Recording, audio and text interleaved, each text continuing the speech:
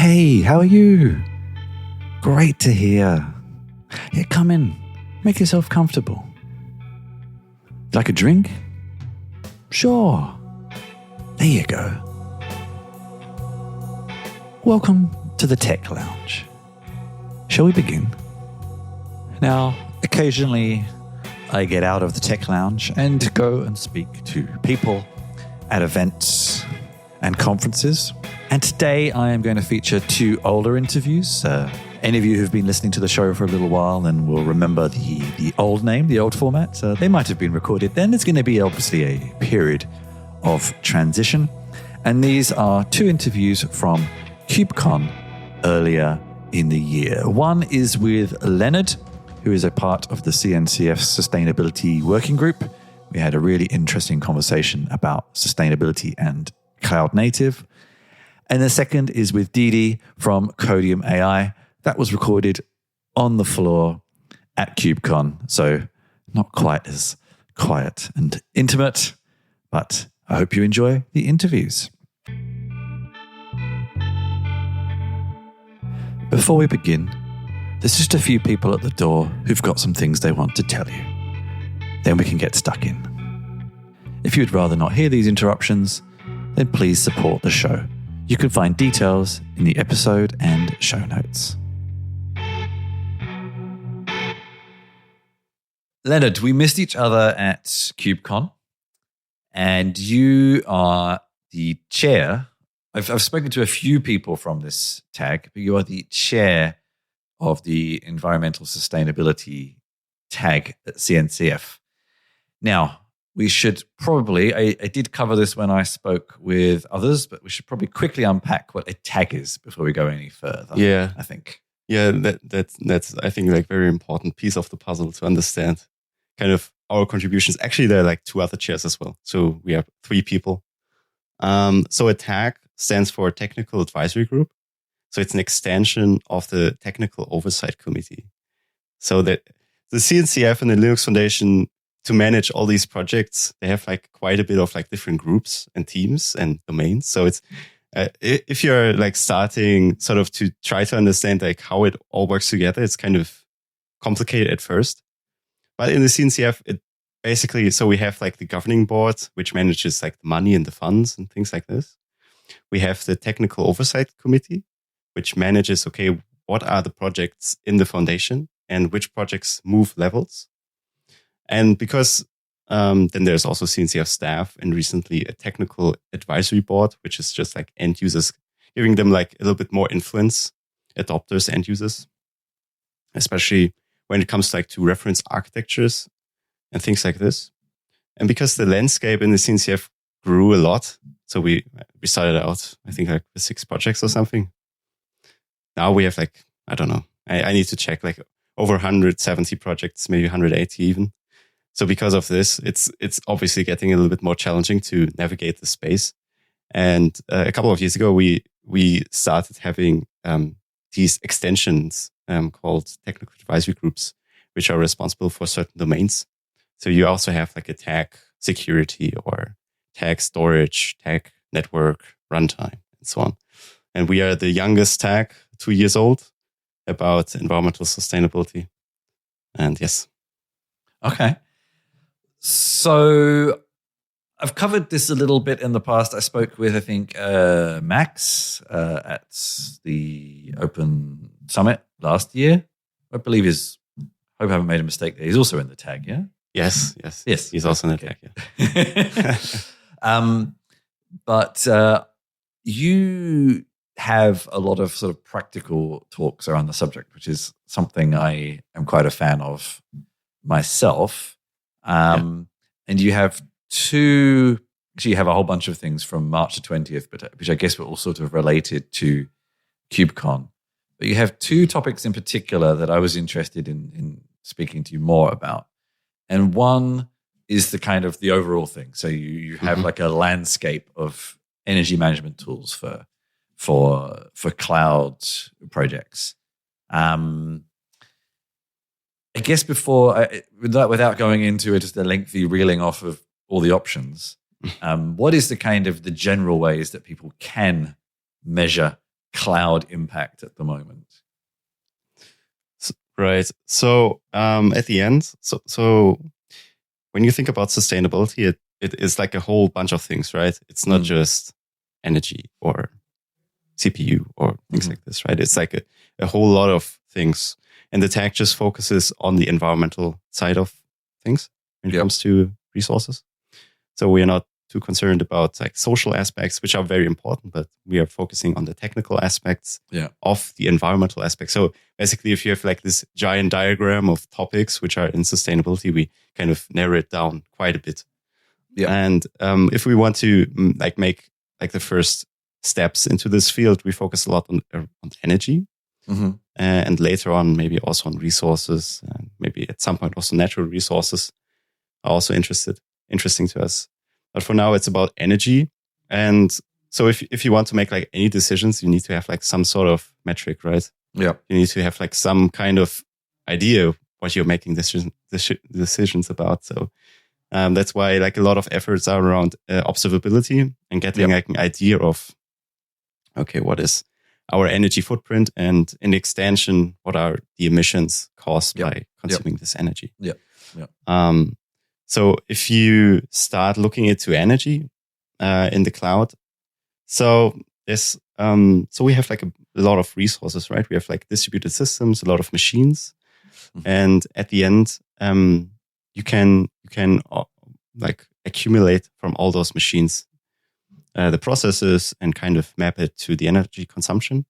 So you have APIs on a low level basis. So it's good to have bare metal access, because then you can have access to those APIs that give you information, like REPL, for example, from Intel, or like there's like depending like on your hardware, there are APIs which you can use.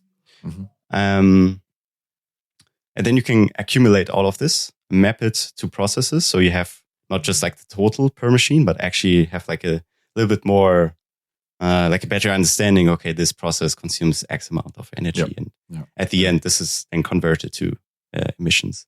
But in the cloud, there's also more things, right? Because we not just have like accumulation of all those machines, but we also have like scalability things, like scheduling wise and so on, right? And I think in terms of understanding like how our scheduling and scaling impacts environmental sustainability metrics, we are not. I think this is like a subject which we need to work on. It's not something that we have the best metrics right now. In terms of like understanding, okay, this machine, this process consumes X amount of energy. We have quite good information, quite good resources. So you can use Scaphandra, for example, or Kepler. I think both of those tools are very great, can be used. And this is like also what my talk was about at KubeCon. So telling like a story about your cluster and understanding, okay, I don't know, I have like a pod which breaks or things like this and needs to restart. Maybe it's not that expensive, but maybe, I don't know, restarting takes some time. So understanding sort of, okay, maybe I should fix it at some point because I'm wasting every hour or so restarts or things like this. And this can be translated into like underutilization and can be translated into waste of energy, or like there are like a bunch of like Kubernetes capabilities which we do not map to resources, which can help, I think, understanding our cluster setup. Okay, so many talking points from that. So I think the first thing I just wanted to, so I say traditionally, but I don't know if there's really such a thing in this field, but a lot of people were using some of the cloud providers' cost APIs. So is that something that in the recent time has sort of been deprecated? We don't really need to do that anymore? That there's better options available now, or are people also still using some of those? So there's like for sure like a correlation between like performance and energy consumption, and also like a correlation between cost and energy. Yeah. But the correlation is not always like it does not give you like the real numbers, right? It just gives you like a hint. If you improve your cost, it should for the most part also improve your CO2 consumption, right? But so I have like one problem with this. I have like a problem with like looking at cost too much, because if we want to, I think it's like a very good step. So if you're like concerned about like your footprint and so on, I think it's like a very good step which you can take right now. Yeah. And we have like good tools you can use. It's like an established field. There are like a lot of like talks, blog posts, books. Yep. You can actually do something about it. And I think it's good to care about those things. But if you look at like improving this field for long term, we need to have like access to those metrics at some point. We need to have like information about the resource consumption that we use, because I think there's just like one argument, which I think is kind of very easy. So we are looking at cost and performance forever. But we are in a position where energy consumption and resource consumption of software is a problem, because we are getting out of touch. Yeah. So just in the future, looking at cost and performance will not solve this, right? Because we are looking at those metrics forever. Yeah, so I think we need to have other metrics as well. So it abstracts the problem too much. Exactly. The only reason, and I'm saying this like every day, not every day, but like in every conversation, sort of, the only reason why we have hardware is that we run software, and hardware people cannot make the decision how to utilize their hardware. Software is utilizing hardware. So we need to be in touch with hardware, sort of at some capacity, to really, move this forward. I like this approach, and this will lead very much to the talk you had at KubeCon, but I want to ask one more software question, because you mentioned things like the observability data and stuff like that. From some of my own experiments, a lot of impact comes from some of those ancillary services like databases and even transmission and things like that.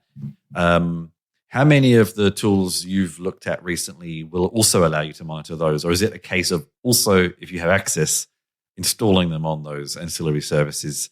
With cloud providers, you may not actually have the option, but are there better options available for also measuring those, or not yet? So I have just looked at this like on a more like holistic level. Okay. So like it's specific technologies, how they relate to energy consumption. I think it's like very interesting, like case study, which we should do maybe at some point. Yeah. And in the TAG, environmental sustainability, we are actually like on the way to having more transparency about certain CNCF projects, how they perform and how you can observe them. Yeah. So we have a working group called Green Reviews. Yeah. So it's like a technical project. At the end, we built a platform where we pull from release to release, like the binaries from CNCF projects. And then we do like a bunch of benchmarking and publishing metrics, and just see like how they perform at those metrics from release to release. But I think for the most part, if you have like access to the low level metrics, and then you, at the end, like these like databases and so on, they are also like processes, right? So you can observe them similar. There's nothing too special about this. Maybe if you look at like, of course, like I/O and like storage utilization, this needs to be like captured. But most hardware like APIs capture have like a good overview. There's like not a lot of things that you don't miss out. Like one thing which you always need to keep in mind is these APIs are software-based approximations. Yeah. So there's like a little bit of like correlation happening. Yeah.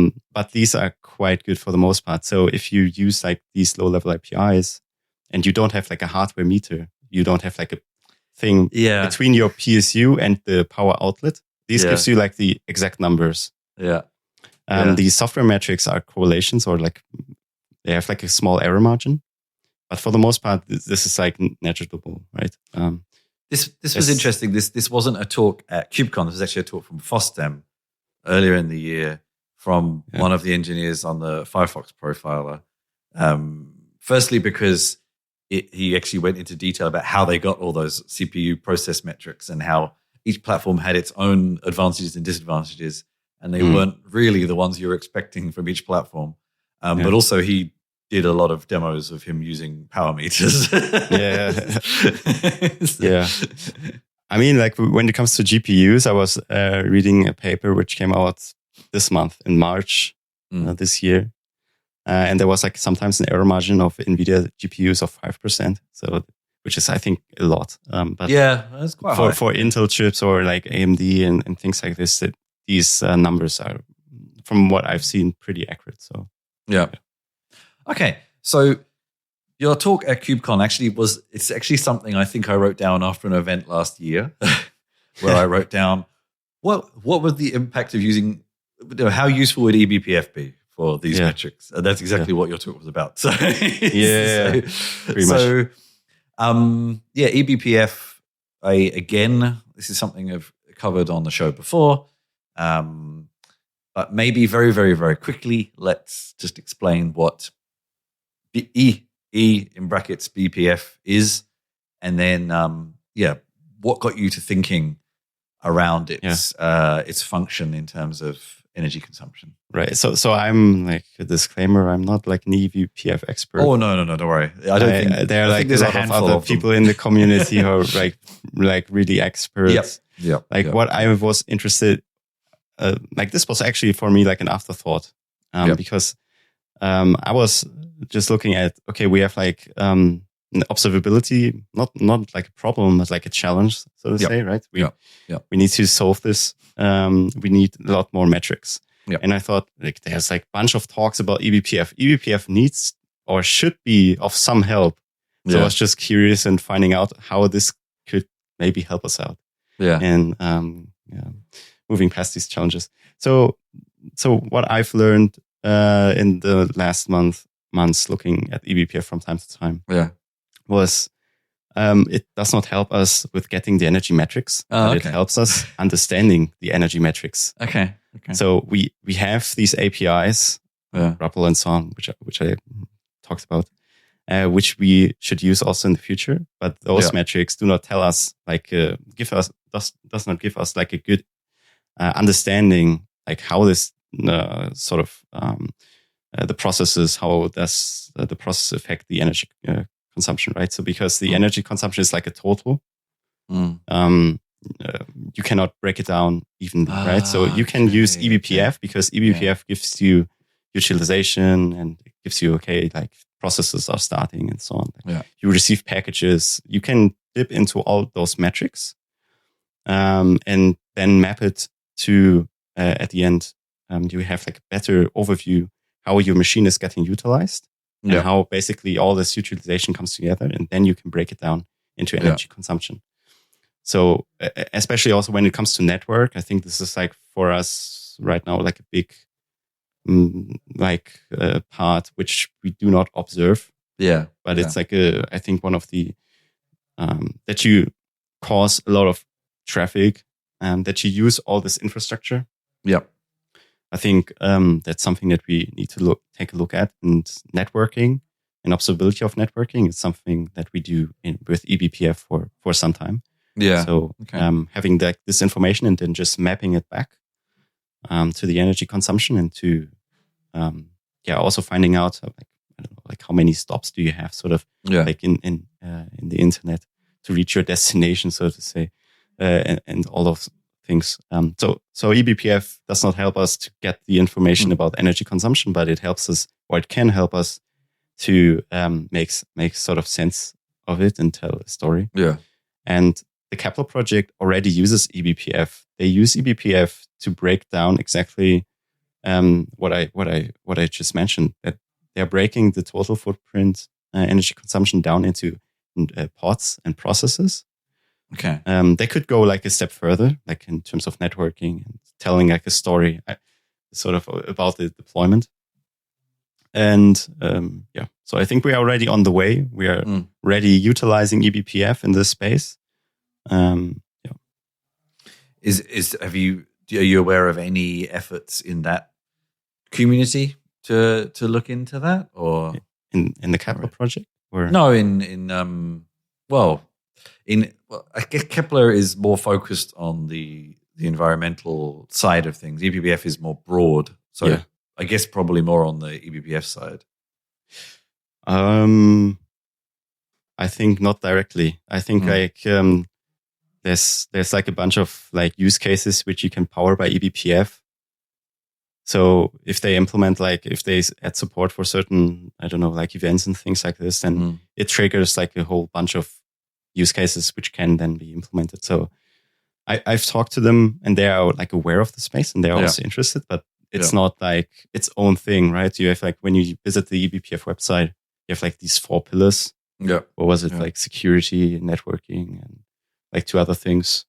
And I don't see that like soon there will be also sustainability because it's like a meta metric, right? Because you don't gather like CO2. It's like something that it's like based on a lot of like approximations, and it's consumption usually, right? It's like and that is also that kind of comes back to that talk from the Firefox people of like the processor has to also support that as well, right?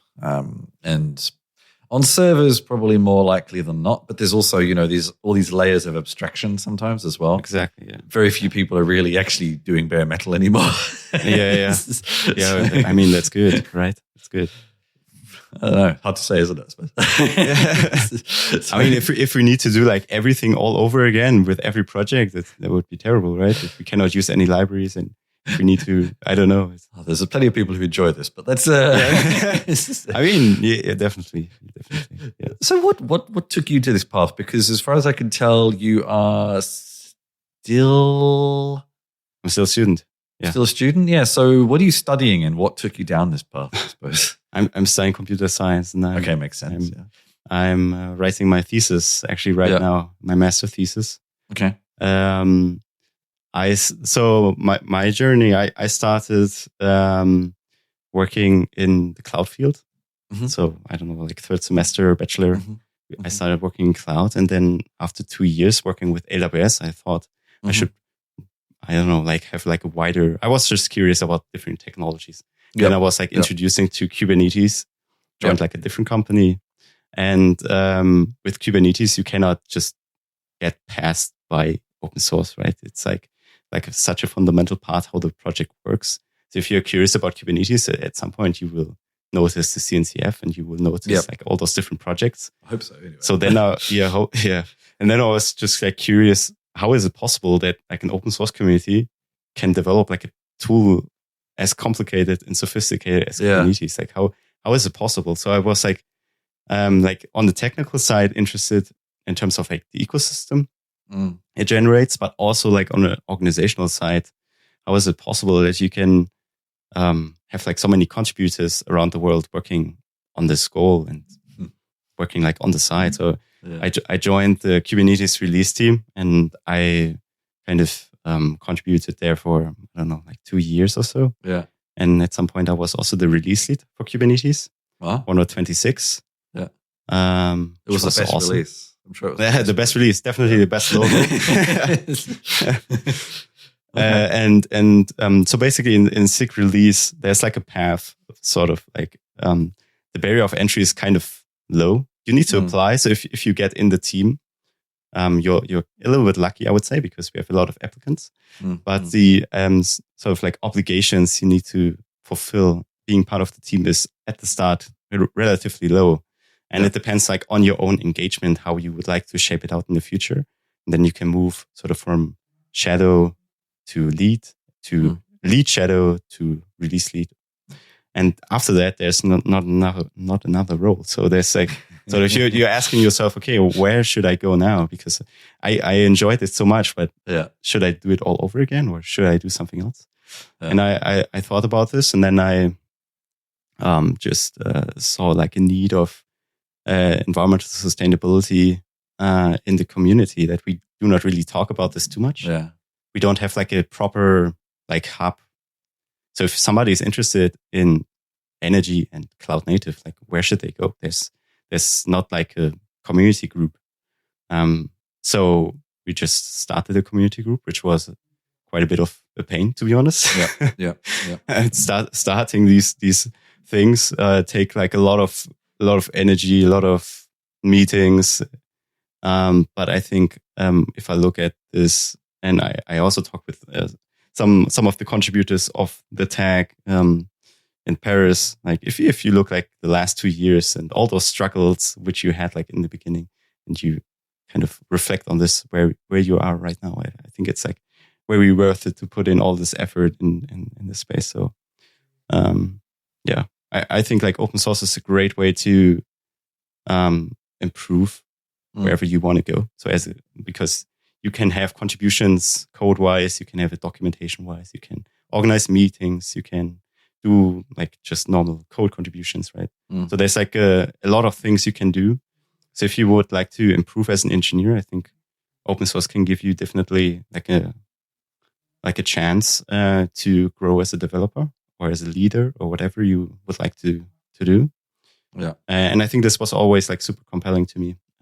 And it takes like a lot of energy. But there are always like times where you, like, especially like at KubeCon or if you meet people and then okay, it is worth it to put in this amount of energy in it. Yeah. Oh no, I'm still tired after last week, and I didn't really do very much. Well, I interviewed lots of people, but I suppose Anyway, so you're still sort of in an early stage in your career. I guess your next steps are finishing your studies. Yes. What's the loose? Because obviously it's a community kind of volunteer collective. But what's the loose plans for the TAG in the next 6 months or so? Right. So, I think like the first year of the TAG was mostly about actually getting somewhere, having like a common understanding, having some people kind of also understanding the structures of the CNCF and having like people and kind of just understanding where we are going. And last year we started to have actually like some sort of output if we also do something good. So we started having working groups. We had a working group, Green Reviews, which I talked about briefly. Yep, that sounds pretty interesting. And also another working group called Communications, which I think is like very important to us because at the end, this group only works if we work with the community. So writing blog posts, having like a website, like this landscape document, all those like things fall under working group comms. So we started those two groups. And this year we started having projects. So we are kind of expanding a little bit, having a little bit more leadership also, that people can grow themselves as a contributor. That we try to offload some of the work that the chairs are doing or the other leads are doing to community people. So we have like just like a more stable and like a better community feeling. And I think this year is for the most part about keep doing what we are doing and starting new projects. So these projects, for example, we started one about Kubernetes best practices, which I think is very important. Okay.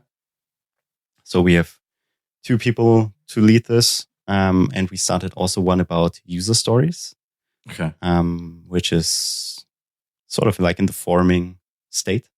And another one about reworking the landscape document to move it like from a v.1 to a v.2, where we focus more on the end users. So if you're like a platform engineer, or if you're like a manager, or if you're like a DevOps engineer, sort of you have like the very different perspectives and different things matter to you, right? And are you talking about the specific CNCF land, the big landscape document, or a specific one? We have like in the TAG developed like a more refined version of it. The CNCF landscape focuses mostly on projects, right? Yeah. Okay. And our landscape also focuses on some projects, but they also focus on organizations and a little bit like more broad, like everything that matters for us in terms of cloud native sustainability. But we are like in the process of getting it to like a next version. So getting those projects sort of started, completing those projects, and trying to help contributors finding their way into the community. I think that's like our goal. Cool. Okay. I'm pretty sure I mentioned this last time, but what's the best way for people to find information about the TAG if they want to know more? So we have a website and which is called tag-n-sustainability.cncf.io. Okay. Which is basically, if you visit this website, you will find like all the information. Like if you want to stay in touch, you should join the CNCF Slack. And join the TAG environmental sustainability channel, because this is like our main line of communication. If something is happening, meetings are happening, whatever, you will find out visiting this channel. and we have a calendar and like obvious things, right? So Awesome. Okay. Keep up the good work. Thank you very much for your time. thank you. Dedy. Yeah. Codium AI. What is Codium AI? So we're an AI coding platform. Makes sense. Yeah. We help developers to code, test, and merge with confidence. And the emphasis is on the confidence part, right? We are really focused on code review, code analysis, generating tests, documenting code, essentially all these tasks that developers really don't like doing. Yeah. And it's really all about understanding that the code, or making sure that code works as intended, and finding any issues that are that could arise.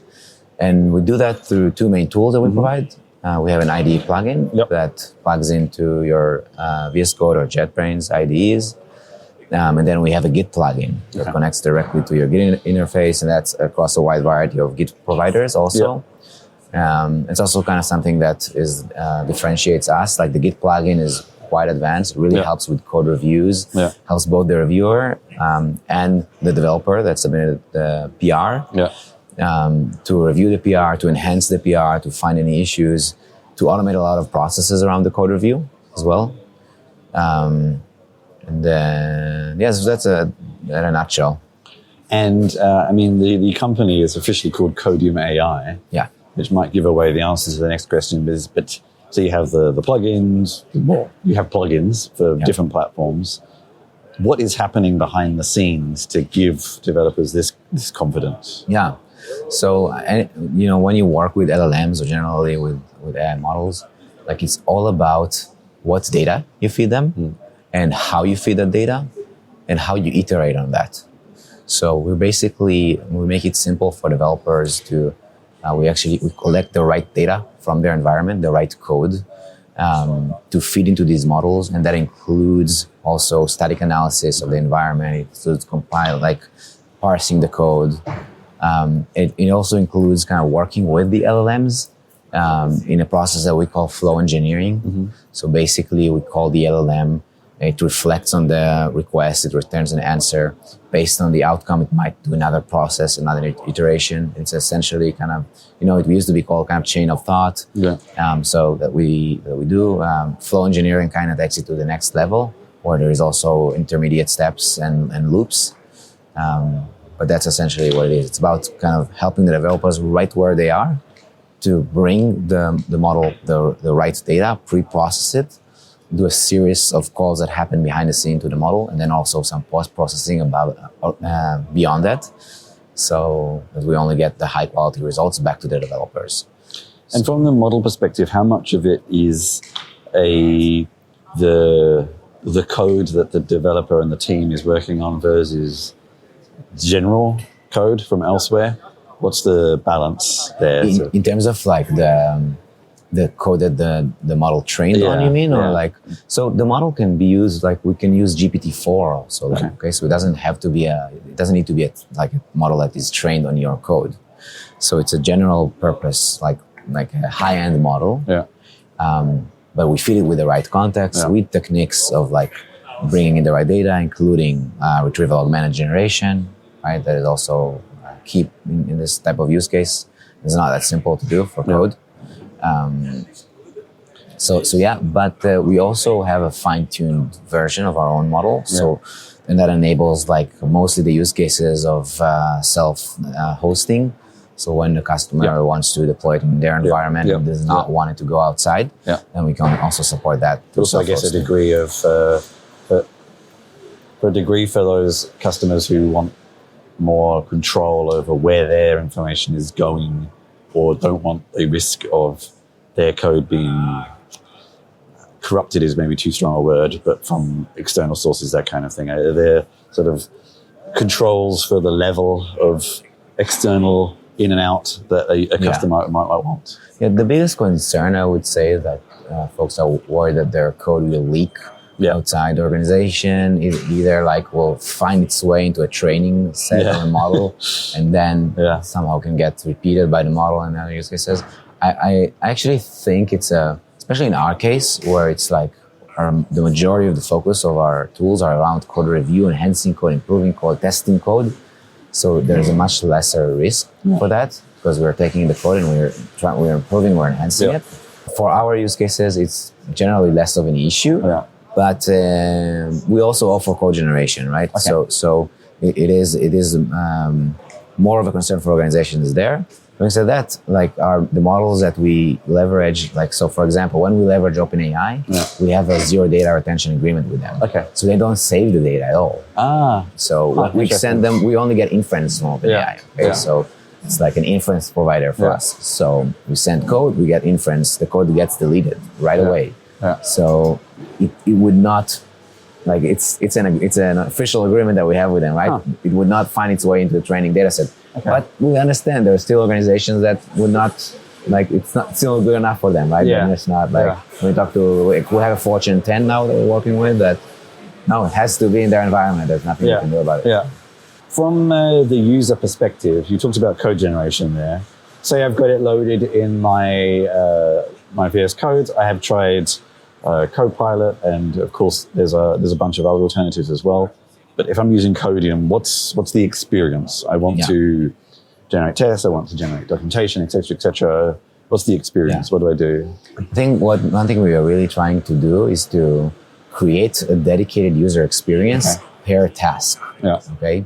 So in order to really provide the best user experience for that task, even if it means that we provide less tasks, we provide the best user experience for them. So a good example for that is how you generate tests with Codium. Like you have this ability to choose a certain method or class, focus on that, and then generate one click.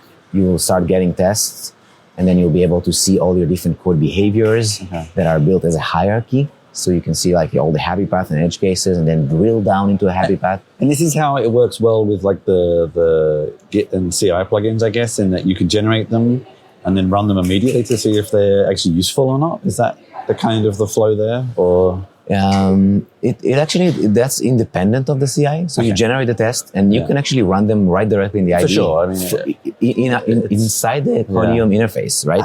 Okay. So that's another unique thing about it, right? So you have runners built in. So we use the environment runners, but yeah. So you invite those as well? Because they can be fiddly in VS Code sometimes. No. No. It does have its issues. Okay.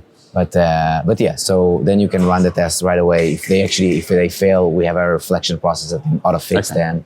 And you have it's kind of like we're trying to really build the best like user experience for generating tests.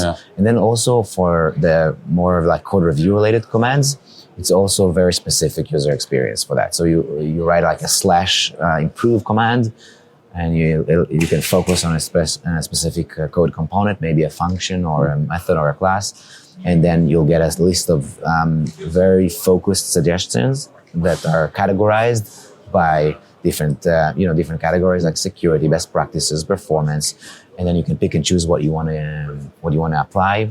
You can also review your entire diff, which is also kind of really nice. So as you're preparing to do a pull request, before you do that, you can have a review of all your changes and kind of make sure that this is everything you intended to do.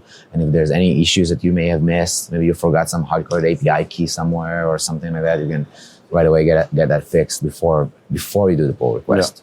Okay. And from all the other tasks as well, I guess they all focus on the sort of function level functionality.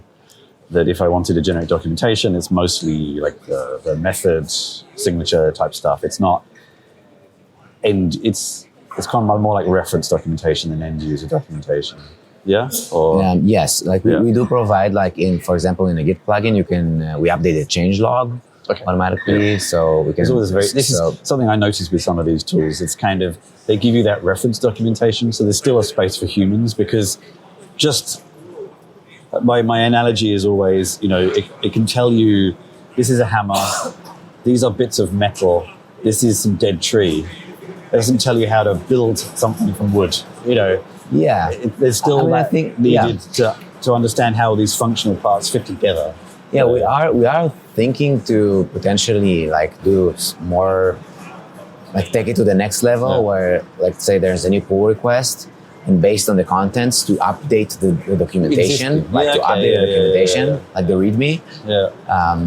Especially as we combine more and more like repo level context, and we iterate and improve our RAG capabilities and all of that. There was another company that did something like that a few years ago that kind of vanished, where it would reference, it wasn't an AI one, but it referenced connections between code and docs and would at least then notify you this change, so you should change this. You're referring to Swim probably. No, it was, unless it was the people who became Swim. It was something that died.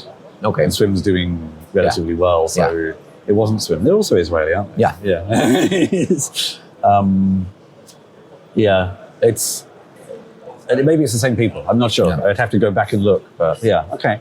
Yeah. And with something like Codium, obviously your biggest competitor is probably that Microsoft, JetBrains, some of the other vendors, where they're the main two, also have their own tools. Right. Varying levels. I would say the Microsoft one's far better than JetBrains, although JetBrains is about to catch up. Yeah.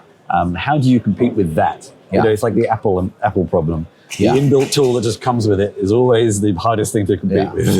Yeah, I think it's a great question. Like, I think one point of view one way to look at it is that we have a unique point of view into this. So we believe that the hardest problem to solve in software engineering is to be able to review code, test code, and essentially make sure that code works as intended. So we're really, really focused on that, and we believe that kind of solving that problem unlocks a lot of the capability in generative AI for software engineering. So as we are becoming the best at that, we are at a position to really enable organizations, especially those that are very, like the enterprises, that quality is really, really important to them. So we find that it resonates with them, and we also believe that it puts us in a really good position to enable the highest quality code generation. We will provide our own code generation. We are providing our code generation. We'll continue to provide, but we're also going to support and work really nicely, play nicely with other code generation tools, where we serve as the testing and review piece, because we're the best at that. Okay, we have a lot of customers that use both Copilot and us, okay, in tandem. So we play nicely with them. We do have customers that just use us without Copilot. So that's kind of one way to look at it. It's almost like you can do an analogy of like maybe an Apple Watch and a Garmin. Yeah. So maybe like both show and a lot of the basic code generation, code completion gets more and more commoditized.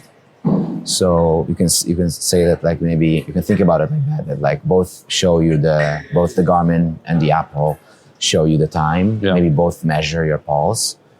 But if you're going on a run or you're really focused on outdoorsy stuff, then maybe you'll use the Garmin for that. So it is a matter of preference. There's different flavors and different focus areas for different tools.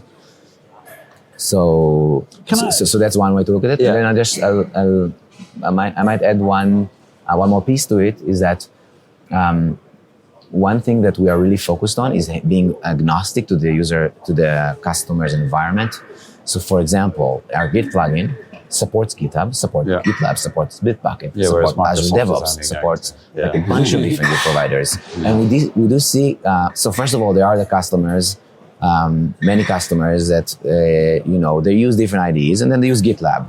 And to be able to have one unified experience, and that's also like regarding competition from JetBrains, it's another thing. Like, so I barely see like big enterprises that say, oh, we only use JetBrains. No, they have developers that use VS Code. They have developers that use JetBrains. And having one unified experience across them, and also being able to define the best practices of the organization and have them being enforced across different IDs, across different Git providers. So being agnostic to the environment. But do you plan to support things like, I don't know, Sublime? I mean, there are other Vim, Emacs, like I don't know. Like Vim, NeoVim, Vim and NeoVim. So we are adding more. So right now we support Visual Studio Code and JetBrains. It makes sense. It's just that's 80%. That covers 80%. And now we're adding we're going to add Visual Studio, we're going to add Vim, and forget about Visual Studio. yeah. So we are seeing some companies that have some Eclipse usage also. Yeah. So we will add more of these IDEs, but I think the concept of being agnostic to the environment, and then also bringing in data from other sources where it's not necessarily coming from the Microsoft ecosystem. Okay, so think about it's really important to bring data from Jira in many organizations and give that as a context to the model. Yeah. And it's important to, at some point, we will also bring in data from the production side of the environment. Okay, so data from your logs from actually running the application can really help the model reflect and find issues. And the production workloads are not owned by Microsoft. There is a certain segment that runs on Azure, but there's a lot on AWS. There's a lot on, on GCP. So it's diverse, the environment. So the more we're agnostic to the environment, I think the more it puts us in a position. You can do the analogy to a Datadog. Yep. So how the Datadog were able to kind of flourish in a multi-cloud world. Yeah, true. So that's how we also see it. Just out of interest, I wonder with tools like this, you mentioned that, as far as I can tell, you said that you leverage a lot of GPT-4 and build on top of it. And I would imagine that Microsoft is doing something similar. JetBrains, I have no idea. But, I feel like there is this underlying problem with a lot of these AI tools that they often all pull from the same source. And that's not necessarily any different, I guess, from everyone pulling from Google search in the past. But if everyone is pulling from the same data source, how do you ensure that you add enough differentiation to the answers, but they're still correct? This is something I did some analysis between Copilot and JetBrains' tools to see, and they were different responses. But, with coding, there's always gray area. There's right, there's wrong, and then there's flavors in between. Right. So how do you ensure that you're different but while still being correct? Yeah, I think it's a lot about, so we always will want to use the latest and greatest models. Yeah. Tomorrow there will be GPT 4.5 or 5 or whatever. And Anthropic come up with another great model, and some other models will come out. And we will also be working, also as we're expanding our team, we will be more and more working on models that we have also for self-deployment environments and also to just have our models. Yeah. We think it's important and strategic. But I think it's a lot about incorporating the organization's best practices into these responses.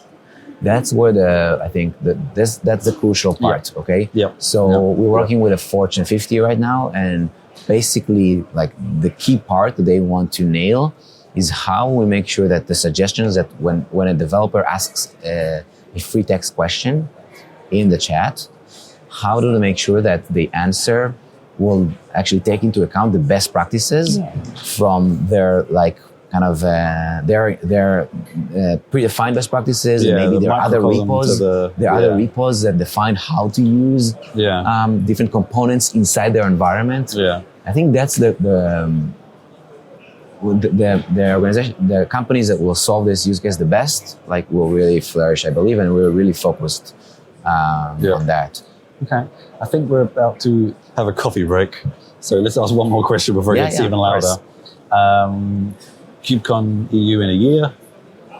What's on the roadmap for the next 6 to 12 months? In terms of the you're talking about conference roadmap or for you. What will you be working on and look forward to hopefully announcing in the next few months? Yeah. So some things I can't really mention now because we also going to do. Basically, we're going to introduce more and more automation. Okay. In the kind of, I would say, agentic type approach to things, but with the focus on the enterprise, with the focus on still keeping the developers in the front row seat, or in the control, as the pilots, still kind of system mode, but taking it to another level of automation and agentic type approaches. Yeah. And that's a lot in the in the IDE, like inside of the IDE. Also incorporating additional data from relevant. I mentioned it a little bit, but we think it's really crucial. So bringing in more data sources from the customer environment, that's across our tools. And that will be data from other sources that are that can be documentation or production or things like that. And then also taking the automation that we do, or like the tools that we do, into other areas of the stack. So what I mean by that, for example, so right now we have the IDE plugin that this is for the day-to-day for the developer. We have the Git plugin for when a pull request is already in flight. But then what about the CI? What about like doing more and more automation on the CI side? So we are thinking a lot about that. So and then also kind of the organization level awareness to really take it to the next level. Cool. So Good. All right. Awesome. So that was it. That was our guest today. Thank you very much for joining me in the Tech Lounge. I have been Christian Schiller. If you want to know more about Tech Lounge, head on over to christianschiller.com, or please tell your friends about us. It's quiet and cozy in here, but the more listeners, the merrier. You can find more at christianschiller.com/podcast, or in the show notes or episode notes, wherever you found this podcast. Thank you very much for joining me, and you're most welcome next time.